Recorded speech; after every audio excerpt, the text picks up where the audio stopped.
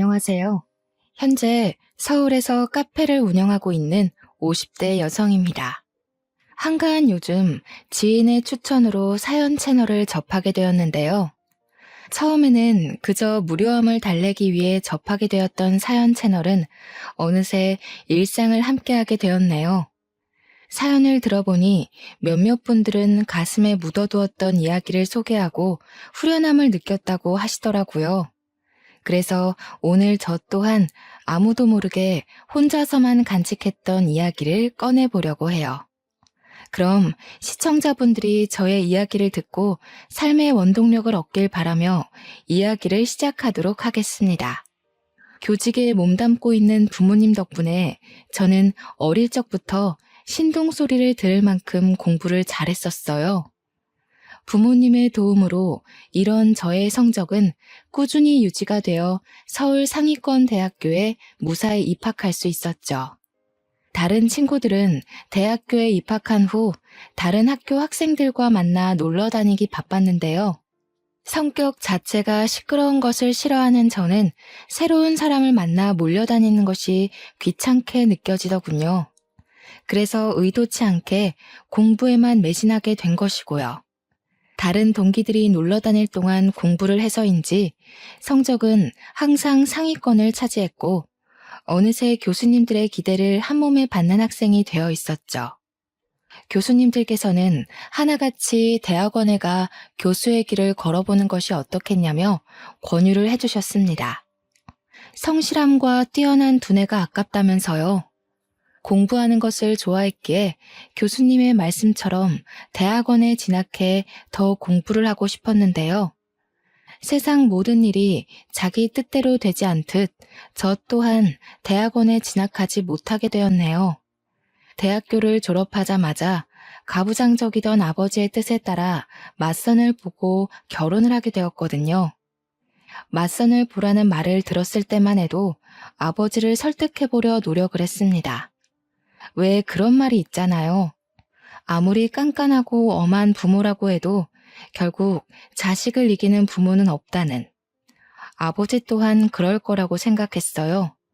아무리 아버지가 가부장적이셨어도 딸이 간절히 설득을 한다면 대학원 정도는 보내주실 거라 여겼거든요. 하지만 아버지는 외동딸의 투정으로 자신의 뜻을 꺾을 만큼 호락호락하지 않은 분이셨어요. 대학원 얘기가 나오면 역정을 내시는 아버지로 인해 결국 맞선을 나가게 되었고요. 다른 사람들이 보기에 멀쩡히 대학교까지 보낸 딸을 빨리 시집 보내려는 아버지가 이상하다고 생각할 수도 있는데요. 여기에는 그만한 사정이 있었습니다. 사실 저는 어렸을 때부터 몸이 약해 툭하면 쓰러지기 일쑤였는데요. 아버지께서는 이런 약한 몸을 걱정하셔서 외동딸인 저에게 하루라도 빨리 짝을 지어주려고 한 것이었죠. 그렇게 남편과 처음 맞선을 보게 된 것이죠. 아버지의 강요로 인해 어쩔 수 없이 나온 맞선 자리였지만 남편은 수더분하고 참 괜찮은 사람이었어요. 남편과 만나는 횟수가 많아질수록 그 생각에는 변함이 없었고 결국 맞선을 본 지 한 달 만에 남편과 결혼을 하게 되었답니다. 다른 사람과 맞선을 본다고 해서 남편보다 더 나은 사람이 나타날 것 같지는 않았으니까요. 결혼 후에는 남편이 일하고 있는 회사 근처로 이사를 가 그곳에서 신혼생활을 시작하게 되었답니다. 물론 서로 처음부터 사랑 때문에 시작한 결혼이 아니었기에 서로에게 딱 맞는 배필이라는 생각은 들지 않았지만 저희 부부는 서로에게 양보하고 배려하려고 했기에 큰 문제 없는 신혼생활을 보낼 수 있었네요. 남편에게 고맙기도 했어요. 남편이 대기업에 다니는 덕분에 안정적으로 전업주부 생활을 할 수 있었으니까요. 그리고 신혼생활을 보낸 지 1년 만에 저희 부부 사이에서는 사랑스러운 딸아이가 태어나게 되었죠. 주변 지인들은 아이를 키울 바에는 차라리 매일 야근을 하겠다고 선언을 할 정도로 아이를 키우는 것이 힘들다며 푸념을 했는데요. 타고나길 순하고 착하게 태어난 딸 덕분에 저희 부부는 육아가 힘들기는커녕 오히려 즐거웠는걸요. 하루하루 커가는 딸아이의 모습을 옆에서 지켜보는 것은 그 무엇과도 바꿀 수 없는 큰 기쁨이었고요. 딸아이를 볼 때면 행운을 가져다 준 복덩이라는 생각이 들 정도로 딸아이가 태어난 후 저희 부부에게는 좋은 일만 일어났답니다. 청약에 당첨돼 더 좋은 곳으로 이사를 갈 수 있었던 것은 물론 과장에 머물러 있던 남편은 차장으로 승진까지 했거든요. 무탈하게 지내던 저희 가족은 딸아이가 고등학교에 올라가게 된 후 이사를 가게 되었어요. 청약이 당첨된 아파트는 남편이 다니는 회사와 멀다는 이유로 다른 사람에게 세를 주고 있었지만 고등학생이 된 딸에게 더 나은 교육 환경을 제공해주고 싶었기에 이사를 가게 되었죠. 딸아이에게 공부하기 좋은 환경을 만들어주기 위해 이사를 가긴 했지만 친구가 없어 힘들어하는 딸아이의 모습을 보니 후회가 되더라고요. 괜한 욕심으로 인해 딸아이에게 상처를 준 건 아닌가 하는 생각이 들기도 했습니다. 하지만 그것도 잠시 본성이 밝고 씩씩한 딸은 새로운 환경에 금방 적응을 해 학교 생활도 잘하며 곧잘 좋은 성적을 받아오더군요. 그리고 3개월 후 딸아이는 처음으로 집에 친구를 데려왔네요. 딸아이가 말하길 집으로 데리고 온 친구가 자신의 학교 생활을 잘할 수 있도록 도와준 은인이라고 하더군요. 그 말을 들으니 딸아이의 친구에게 더없이 고마웠어요. 그 후로도 딸아이의 친구는 종종 저희 집으로 놀러 오게 되었죠. 딸아이와 둘도 없는 사이가 된 아이에게 항상 고맙다는 생각을 했는데요. 은인과도 같았던 딸아이의 친구는 얼마 안 가 원수보다 못한 사이가 되는 사건이 발생하고 말았습니다. 시어머니의 칠순잔치로 인해 100만 원가량의 현금을 뽑아 집으로 돌아왔을 때였죠. 집에는 여느 때와 같이 학교 숙제를 하고 있는 딸아이와 딸아이의 친구가 있더군요. 아이들에게 저녁을 차려주고 있었지만 마침 아파트 반상회가 있어 간단한 간식거리만 챙겨준 뒤 집을 비우게 되었어요. 미안한 마음에 반생회 모임에서 일찍 일어나 집으로 돌아오게 되었고요. 그런데 집으로 오니 이미 딸아이의 친구는 집으로 돌아간 후였죠. 이미 간 아이를 다시 부를 수 없기에 딸아이의 저녁만 차려준 뒤 안방으로 들어오게 되었고요. 안방에 들어온 후 제일 먼저 100만 원을 가방에 넣으려고 했는데요. 놀랍게도 봉투에 있어야 할 100만 원은 소리 소문 없이 사라져 있더군요. 깜짝 놀랄 수밖에 없었어요. 반상회 모임에 나갈 때만 해도 멀쩡하게 있던 100만 원이 갑자기 사라지다뇨. 말이 안 되잖아요. 그래서 제일 먼저 딸아이의 방을 찾아갔어요. 너 엄마 서랍에 있던 100만 원 건드렸니? 그 큰 돈을 내가 뭐하러 엄마 몰래 건드려. 금방 들통날 텐데. 엄마 아까 반상회 나갔잖아. 반상회 모임 갔다가 흘리고 온 거 아니야? 나는 진짜 아니니까 다시 잘 찾아봐. 역시나 딸아이는 자신이 한 짓이 절대 아니라며 손사래를 쳤어요. 딸아이가 지갑에 손을 댄 적이 있다면 의심을 할 테지만 한 번도 허락 없이 저희 부부의 지갑에 손을 댄 적이 없기에 차마 딸아이를 의심할 수 없었네요. 고심하던 순간 딸아이의 친구가 급히 집으로 돌아간 것이 떠올랐습니다. 그래서 딸아이에게 그 아이가 사는 곳의 주소를 받아 찾아가게 된 것이죠. 이쯤 되니 갑자기 100만 원이나 되는 큰 돈을 왜 훔쳤을지 궁금했어요. 한편으로는 이미 100만 원이란 큰 돈을 다 써버렸으면 어떡하나 걱정이 되기도 했고요. 딸아이가 알려준 주소는 오래된 다가구 주택이 모여있는 곳이었는데요. 딸아이의 친구는 그 중에서도 제일 후미지고 높은 곳에 위치한 판자촌이었습니다. 문을 두드리자 딸아이의 친구는 바로 문을 열더군요. 딸아이의 친구는 제가 자신의 눈앞에 있다는 사실에 깜짝 놀란 표정이었어요. 요리조리 누나를 굴리는 아이의 모습을 보자 확실히 100만 원을 훔쳐간 것이 맞구나 확신이 들었습니다. 안방에 있던 100만 원 네가 가지고 갔니? 네. 자신은 아니라며 딱 잡아댈 줄 알았는데 딸아이의 친구는 의외로 순순히 100만 원을 가지고 간 것이 자신이라고 인정을 했어요. 문을 두드릴 때만 하더라도 남의 돈에 손을 댄 행동을 따끔하게 혼내야겠다고 생각했지만 막상 벌벌 떨고 있는 아이의 모습을 보자 그렇게 못하겠더라고요. 그래서 화를 내는 대신 차분하게 왜 100만 원에 손을 댔는지 물어보았죠. 차분하게 이유를 묻자 딸아이의 친구는 울먹이며 100만 원에 손을 댄 이유를 털어놓기 시작했네요. 죄송해요. 아줌마나 연희가 저한테 해주던 걸 생각하면 절대로 그러면 안 됐는데 엄마 수술비가 모자라서 어쩔 수가 없었어요. 엄마가 수술을 하셨다고? 혹시 어디가 많이 아프시니? 사실 저희 엄마가 암에 걸리셨거든요. 지금까지는 보험회사에서 나오는 보험금으로 꾸역꾸역 버텼었는데 얼마 전에 아빠가 엄마 보험금으로 나온 돈을 가지고 도망가서요. 내일 당장 수술인데다가 돈이라고는 집에 있는 현금 10만 원이 전부여서 그만. 정말 죄송해요, 아줌마. 그러면 안 됐었는데 100만 원 보자마자 눈이 뒤집혀서 배은망덕하게 아줌마가 저한테 잘해주신 것도 까먹고 그만 실수를 저지르고 말았어요. 처음에는 아이의 말을 쉽게 믿을 수가 없었습니다.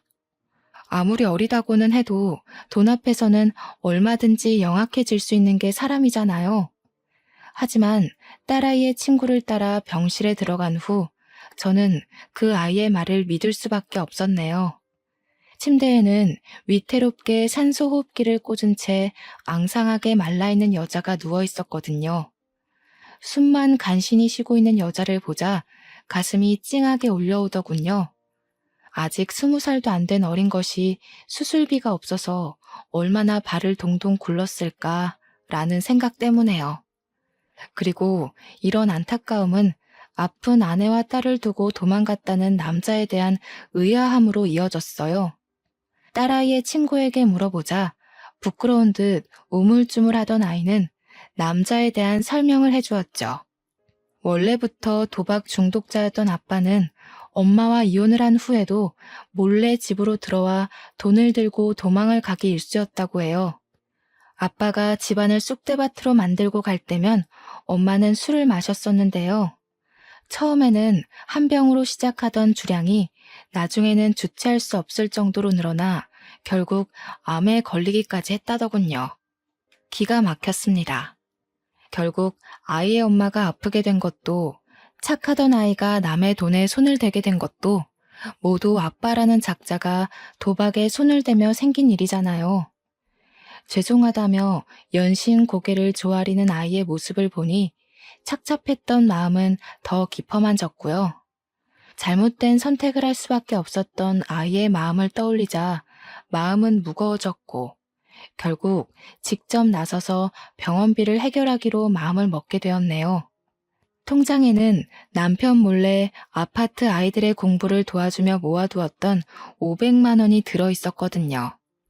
모든 병원비를 내주자 딸아이의 친구는 오열하다시피 하며 몇 번이나 감사하다는 인사를 했습니다. 자신이 열심히 일을 해 꼭 돈을 갚겠다는 말까지 하면서요. 아직 고등학생밖에 되지 않은 딸아이의 친구에게 당장 500만 원을 갚으라는 말은 하고 싶지는 않았어요.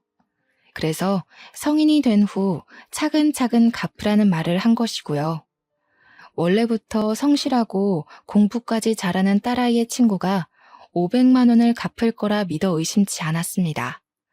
하지만 딸아이의 친구는 그 후 아예 연락을 두절하고 말았어요. 이 일로 인해 딸아이의 친구에 대한 굳건한 믿음은 완전히 부서지고 말았죠.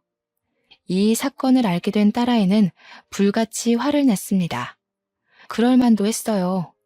가장 친하다고 생각했던 친구가 자신의 부모에게 500만 원을 빌린 것도 모자라 연락도 끊은 채 야반도주를 했으니까요. 이미 흔적도 없이 사라진 딸아이의 친구를 찾을 수 없었기에 액땜한 셈 치며 그냥 넘기자고 했는데요. 그 말을 듣자 딸아이는 절대 그냥 둘 수 없다며 펄쩍 뛰더군요. 말도 안 돼. 엄마 미쳤어? 얌체같이 남의 집 돈이나 탐내는 애랑 친하게 지낸 것만 생각해도 속이 뒤집힐 것 같은데. 엄마까지 도대체 왜 그래? 500만 원이 누구 집 개 이름도 아니고. 도망갔으면 어떻게든 찾아서 당장 갚으라고 말을 해야 할 거 아냐. 말 들어보니까 사정이 딱하더라. 아빠라고 하나 있는 사람은 도박에 미쳐서 제 처랑 자식도 버리고 도망간 것도 모자라서 수술비까지 가지고 도망갔다고 하던데 딱하지 않니? 그냥 없는 돈이었던 셈치고 우리가 눈 감아주자. 잘났어 정말. 세상 착한 일은 엄마 혼자 다 하지? 엄마는 도대체 사람이 왜 그렇게 물러 터졌어? 걔가 엄마 돈 먹고 도망치려고 거짓말한 걸 수도 있잖아. 다른 사람들은 돌다리라도 두드려보고 건넌다고 하는데 엄마는 어떻게 된 게 허술한 나무 판자떼기를 그냥 지나갈 수가 있냐고. 이미 끝난 일이잖아. 그렇다고 우리한테 큰 피해를 준 것도 아니고. 어디 지연이를 우리가 하루 이틀 보니? 우리한테 사기칠 사람 아니란 거 네가 제일 잘 알잖아. 그러지 말고 우리가 이해해주자. 아빠란 작자는 도망가고 하나밖에 없는 엄마는 아파서 사경을 헤매고 있는데 그 어린 것이 어떻게 제정신일 수가 있겠니? 작정하고 꾸민 일일 수도 있지. 세상에 믿을 사람이 어디 있다고. 제정신이 아닌 게 아니라 똥으로 받은 500만 원을 갚기 싫었던 거겠지. 엄마가 뭐라고 하던 나는 지연이 찾아내서 500만 원도 돌려받고 사과도 받을 거야. 엄마는 죽었다 깨어나도 지연이 못 잡겠다고 하는데 나라도 나서야 그 돈 받지. 딱한 사정을 눈감아 주려고 했지만 제 아빠를 닮아 불같은 성정을 가진 딸아이는 절대 용서할 수 없다며 씩씩거리기까지 하더군요. 몇 번이나 말려보았지만 한 번 눈이 돌아간 딸아이에게 알량한 말 따위는 전혀 효과가 없었네요. 그 후 딸아이는 주변 지인들에게 수소문하여 저에게서 500만 원을 빌려간 친구를 찾으려 했지만 아이의 노력과는 달리 3개월이 지나도 그 아이를 찾기는커녕 흔적도 찾기가 어려웠는걸요. 결국 반년이 지나자 딸아이 또한 친구를 찾는 것을 포기하게 되었습니다. 대학교에 입학한 딸아이는 이전과 달리 무척 바쁜 나날을 보냈거든요. 처음 딸아이가 대학교에 들어갈 때만 하더라도 드디어 온전한 내 생활을 보낼 수 있을 거라고 생각을 했는데요. 막상 텅 빈 딸의 방을 보니 공허한 기분이 들었어요. 남편이라도 같이 있으면 그나마 좀 나았겠지만 남편은 언제나 바쁜 회사 일정으로 야근을 했기에 텅 빈 기분은 좀처럼 나아질 기미가 보이지 않았는걸요. 그래서 커피 공부를 하기 시작한 거예요. 혼자 있는 것보다는 무엇이든 배우는 것이 공허한 기분을 채우는 데 도움이 될 것 같았거든요. 그리고 이런 예상은 딱 들어맞았습니다. 평소 커피에 대해 관심이 많아서인지 커피에 관해 배우는 것은 질리지도 않고 참 재미있었죠. 커피 학원에 다닌 지 3개월 만에 바리스타 자격증까지 따게 되었는데요. 처음에는 그저 자격증만 따고 끝내자고 생각했었지만 시간이 지나다 보니 점차 욕심이 생기더군요. 나만의 카페를 차려서 다른 사람들에게 커피를 내려주고 싶다는 욕심이요. 남편에게 이런 작은 소망을 제일 먼저 이야기하게 됐는데요. 남편은 카페를 차린다는 소리를 듣자마자 콧방귀부터 끼며 무시를 했네요. 당신이 카페를 차린다고? 쓸데없는 소리 하지 말고 밖에서 뼈 빠지게 고생한 신랑 밥이나 잘 차려주고 집안 살림이나 잘해. 당신은 안에서 새는 바가지 밖에서 샌다는 말도 몰라? 집에만 눌러앉아서 사업하는 걸 너무 쉽게 보나 본데 사회생활 한 번 안 해본 당신이 할 줄 아는 게 뭐가 있다고 카페 차린다는 말을 해? 괜히 나댔다가 일 키우지 말고 그냥 집에서 밥이나 하면서 살아. 그게 당신한테 어울리니까. 당신 말을 왜 그렇게 해? 나 쉽게 보고 카페 한다고 말한 거 아니고 나도 나름대로 공부하고 고심해서 말한 거야. 당신 말대로 나 제대로 된 사회생활 한 번 안 해본 가정주부인 거 맞고 터무니없는 소리 하는 게 맞을 수도 있어. 근데 남편이면 아무리 터무니없는 소리라고 해도 들어줘야 하는 거 아니야? 밖에서 돈 벌어오는 것도 피곤한데 내가 당신 헛소리 하는 것까지 들어줘야 돼? 괜히 지나가는 바람에 쓸데없는 생각하지 말고 집안 살림이나 잘해. 남편의 말을 들으니 슬슬 짜증이 나더군요. 치사해 보일까 말은 못했지만 사실 제가 남편보다 더 좋은 대학교에 나왔었거든요. 가부장적이던 아버지의 강요가 아니었다면 남편보다 더 좋은 기업에 가서 일을 할 수도 있었고요. 그렇다 보니 남편이 못 배운 사람 취급하는 것을 도저히 견딜 수가 없었네요. 내가 카페 차리는데 당신한테 돈을 보태달라고 한 것도 아니고, 그렇다고 카페 운영을 같이 하자고 한 것도 아닌데 왜 자꾸 삐딱하게 나오는 건데? 내가 집에서 살림만 하자고 당신이랑 결혼한 줄 알아?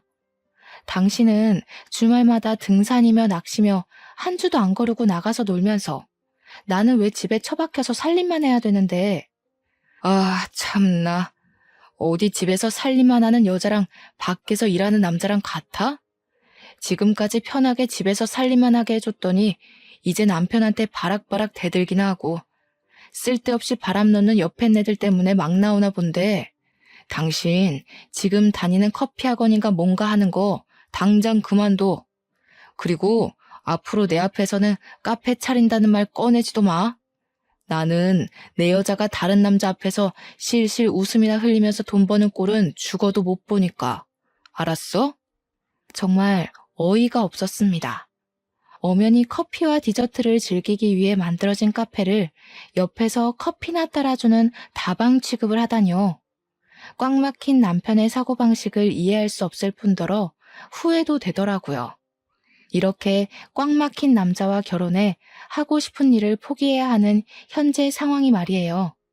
그리고 이런 남편의 반대는 오히려 승부욕을 끌어올렸고, 될 대로 되라는 심정으로 대출을 받아 카페 사업을 시작하게 되었죠. 물론 처음에는 대출금을 갚지 못할 정도로 장사가 되지 않으면 어쩌나 걱정하기도 했지만 결과는 성공적이었어요. 제가 운영하는 카페는 커피와 케이크가 맛있기로 근처 주부들 사이에서 소문이 났거든요. 덕분에 남편의 주머니에서 나온 쥐꼬리만한 생활비로 살 때와는 비교도 할 수 없을 정도로 풍족한 생활을 할 수 있게 되었죠. 남편 또한 카페에서 나온 수익이 자신의 월급과 맞먹는다는 것을 알게 된 후부터는 아무 말도 하지 않았고요. 그렇게 오기 하나로 차렸던 카페가 동네 맛집으로 선정될 만큼 인기가 많아지는 동안 참 많은 것들이 변하게 되었답니다. 대학교를 졸업한 딸아이는 같은 직장에서 만난 사람과 결혼을 하고, 남편은 30년 동안 다니던 대기업에서 은퇴를 했거든요. 은퇴한 남편은 하루 종일 하는 것도 없이 거실에 누워 텔레비전만 봤는데요. 그 모습이 한심하기보다는 참 심심해 보이더군요. 마치 가정주부 생활할 때 모습 같았고요. 그래서 남편에게 카페 운영을 같이 하자고 제안하게 되었네요. 집에 누워 심심한 시간을 보내는 것보다는 밖에 나와 일을 하며 일손도 돕고 돈도 버는 것이 더 좋잖아요. 하지만 남편은 단칼에 저의 제안을 거절했어요. 한평생을 대기업에서 일하던 자신이 어떻게 카페 일을 하냐면서요. 그러고는 갑자기 낚시용품 사업을 시작한다며 난리를 피우기 시작했습니다. 걱정되는 마음에 말리려고 해봤지만 남편은 버럭 성을 내었죠. 어디 여자가 남자 하는 일에 끼어들어? 그러는 당신은 내 말 잘 들어서 지금까지 실실 웃음이나 흘리면서 카페 사업하고 있고? 두고 봐. 카페랑은 비교도 안 될 만큼 성공해서 별 가짜는 카페 하나 때문에 빳빳하게 치솟은 당신 코를 납작하게 만들어줄 테니까.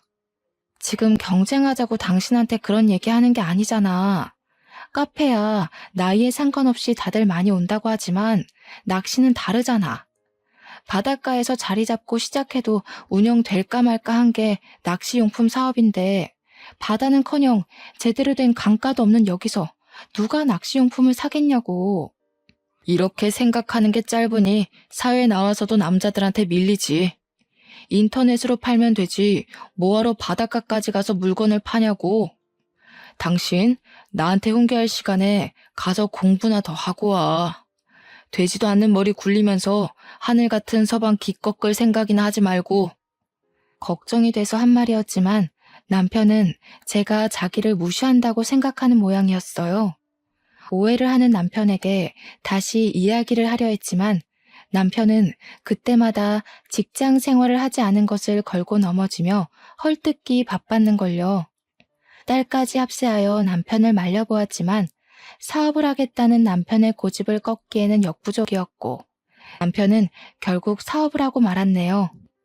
착잡한 마음 때문에 잠도 설치는 저희 모녀와 다르게 남편은 그저 신나 보였어요. 그럴 만도 했습니다.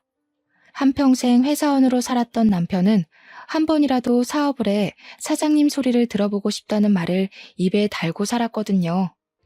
남편은 사무실에서 새우잠을 자며 열심히 일을 했는데요.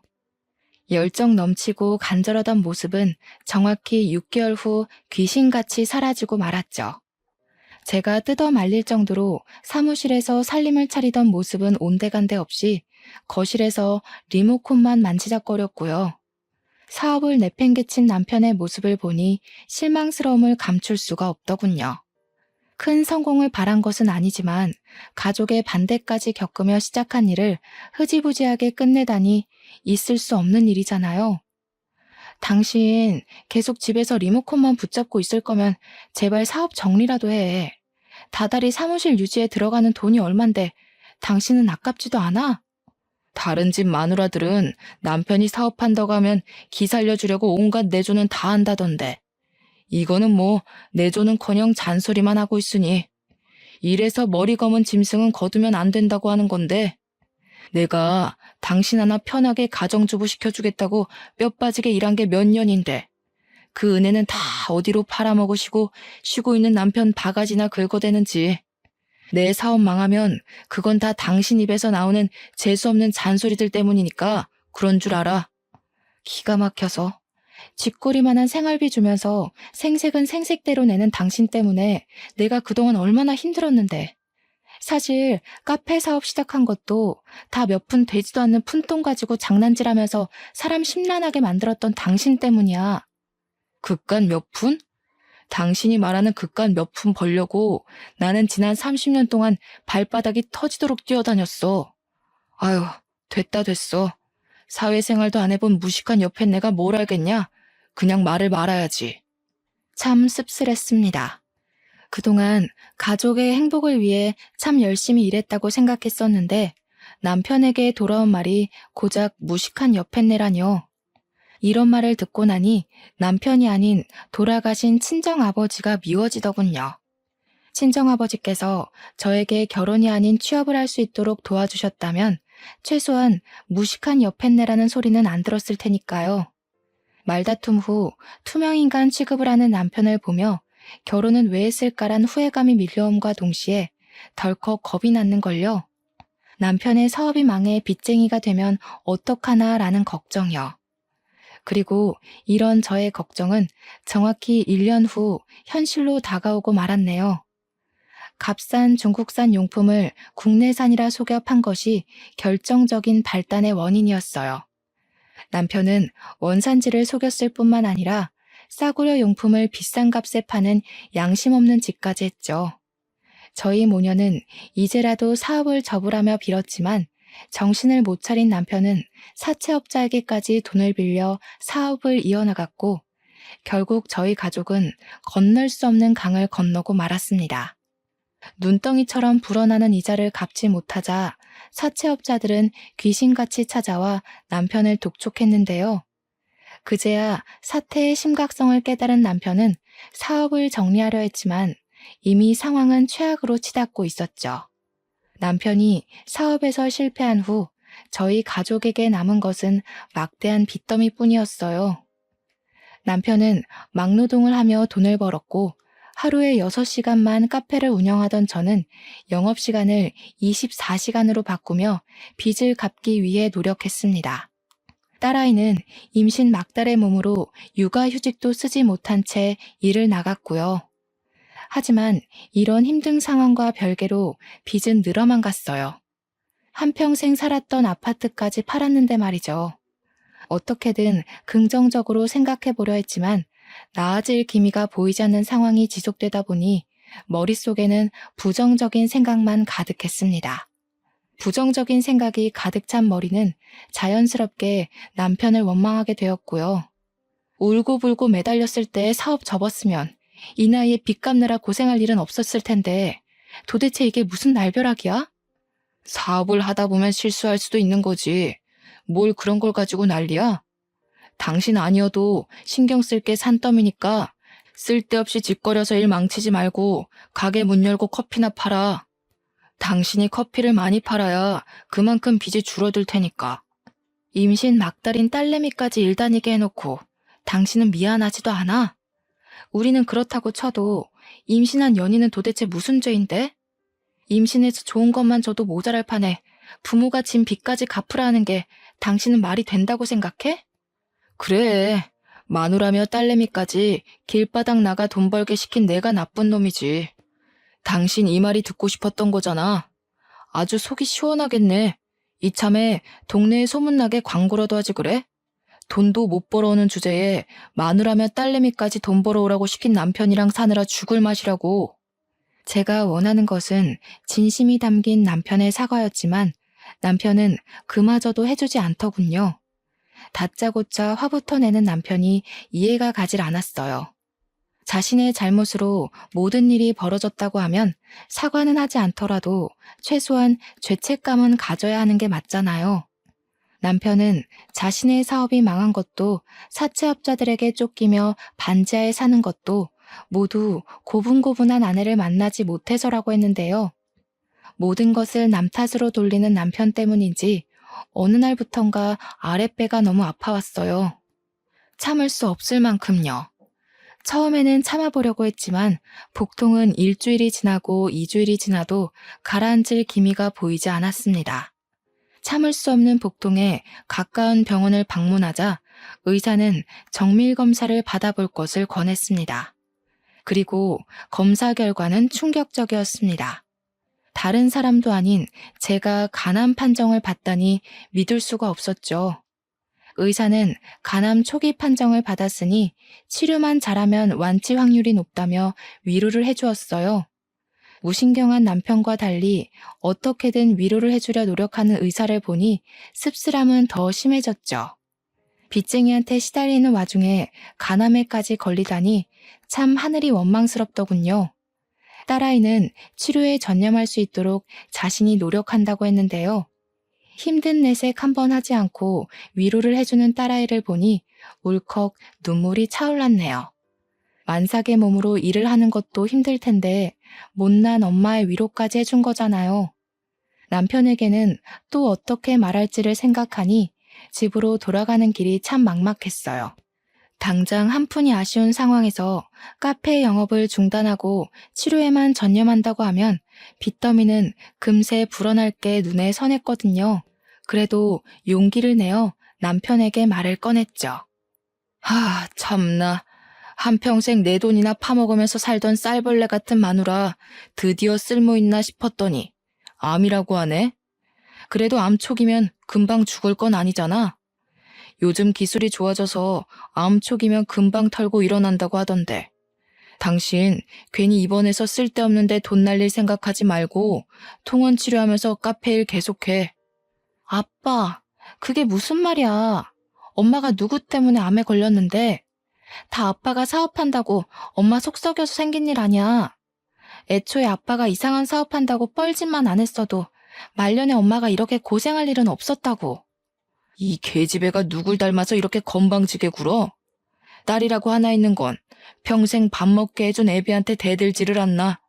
마누라는 말년에 아파 죽는다고 곤란 소리를 하지 않나. 집에 암탉이 시끄럽게 굴면 재수가 없다던데 사업 한번 엎어진 걸 가지고 집안의 가장을 원수보다도 더 못하게 여기고 날년이며 마누라며 쌍으로 집안의 가장을 무시하는데 어디 전국 팔도에 나보다 더 복 없는 놈 있으면 나와보라고 해. 진짜 기가 막혀서.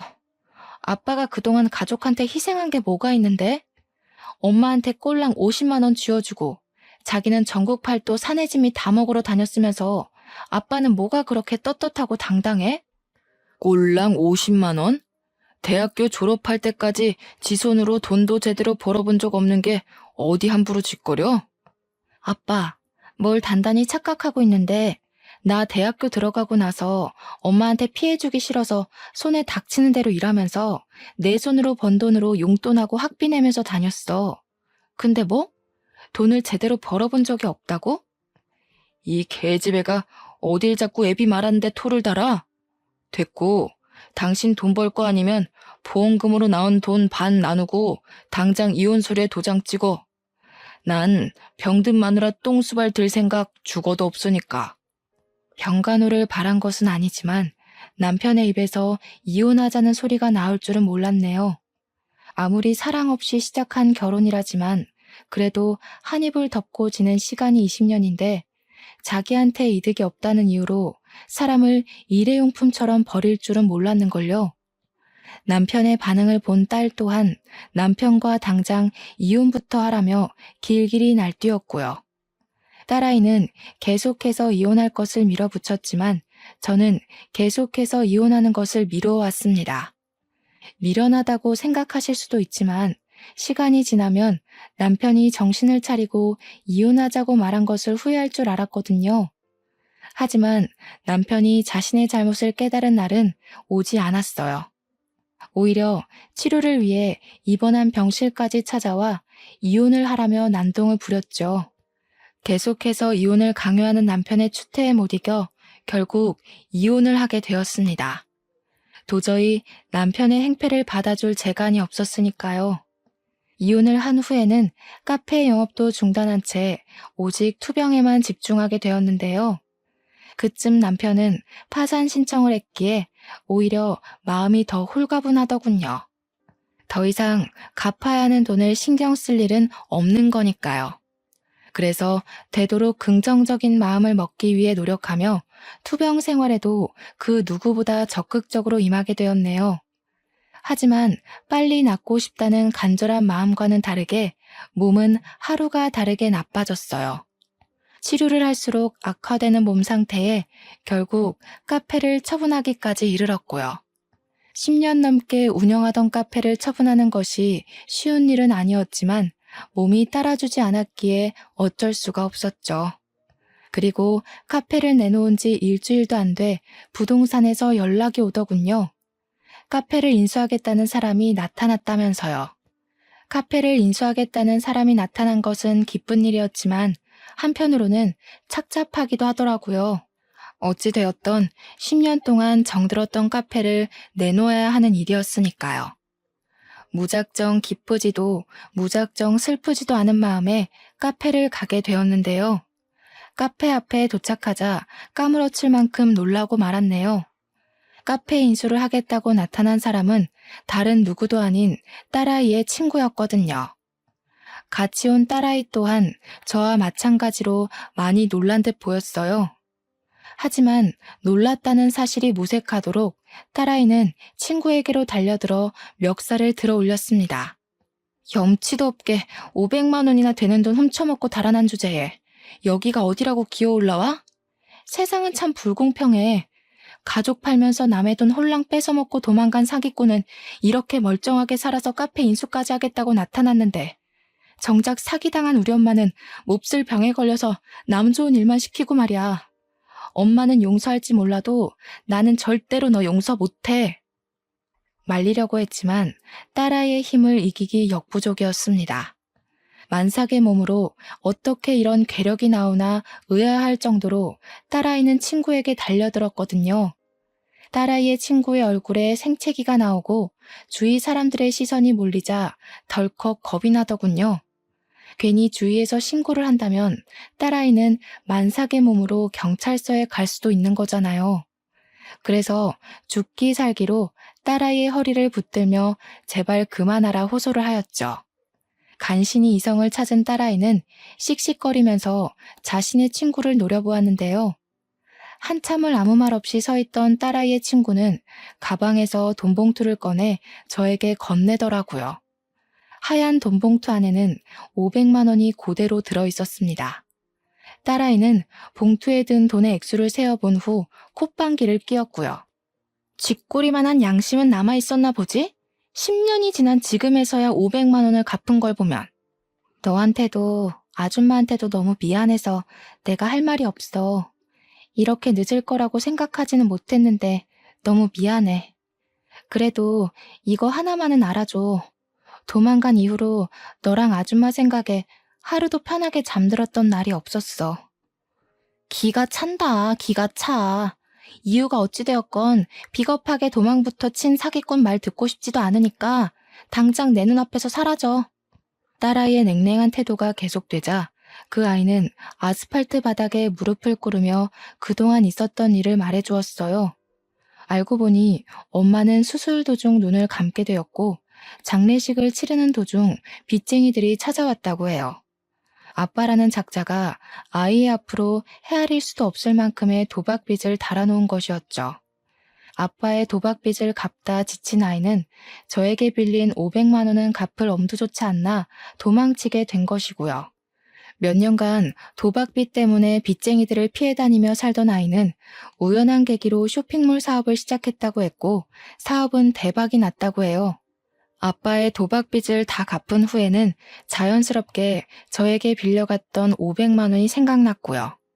그래서 수소문에 저희 모녀를 찾아온 것이죠. 절절한 사연에 가슴이 아파왔는데요. 딸아이는 냉소적인 반응을 보였어요. 딸아이의 친구는 어떻게든 자신이 돕겠다고 했지만 딸아이는 그런 친구의 손을 뿌리쳤고요. 소동이 있은 후 저는 다시 투병 생활을 시작했는데요.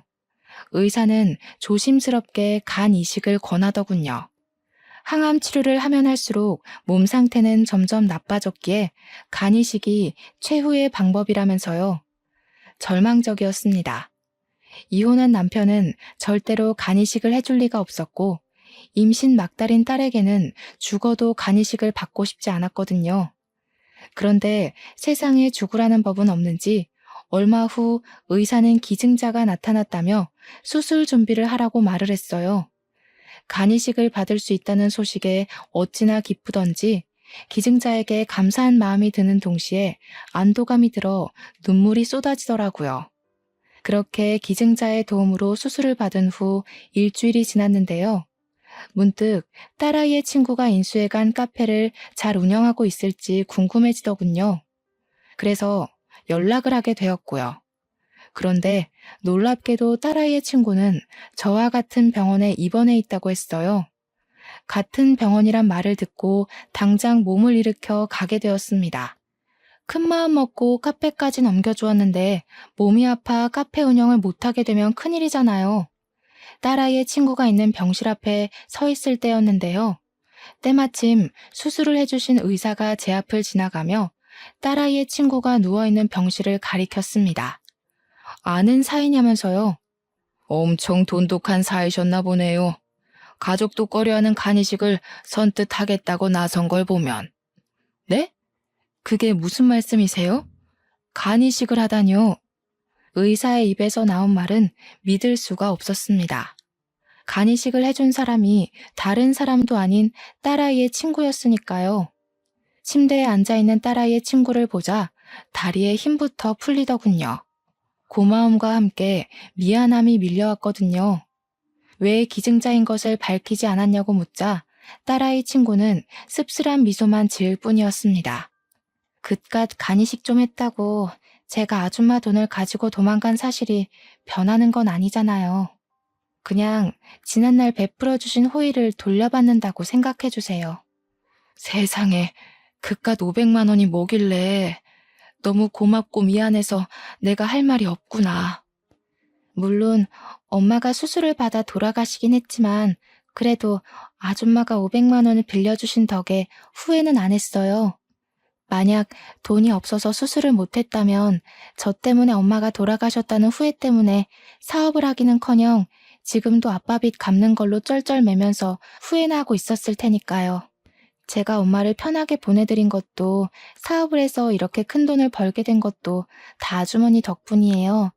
그러니까 저한테 미안한 마음 갖지 마시고 건강하게 오래오래 사세요.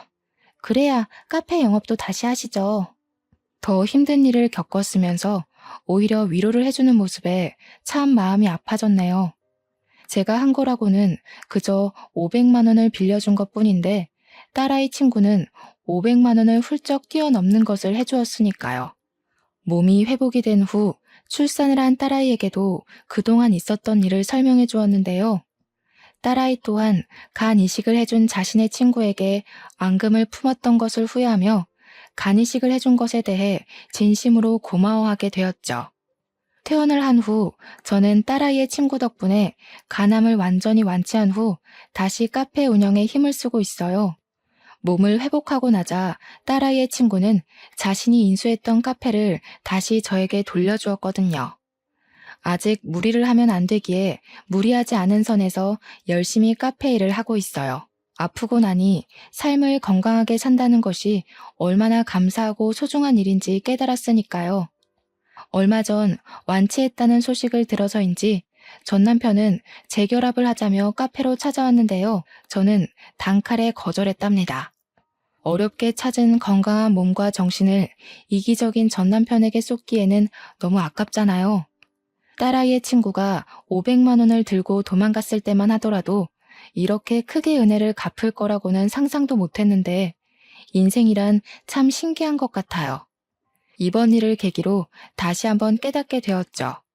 선행을 베풀면 언제가 되더라도 자신에게 꼭 돌아온다는 것을요. 현재 저는 딸아이의 친구를 하늘이 내려준 소중한 천사라 여기며 자식처럼 잘 지내고 있답니다.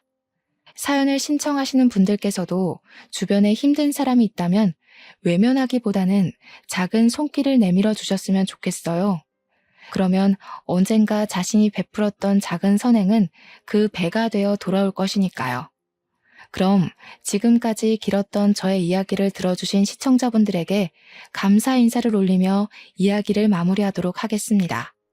이야기를 들어주신 시청자분들 진심으로 감사드리며 모두들 베푸는 삶을 사시길 바랄게요. 감사합니다.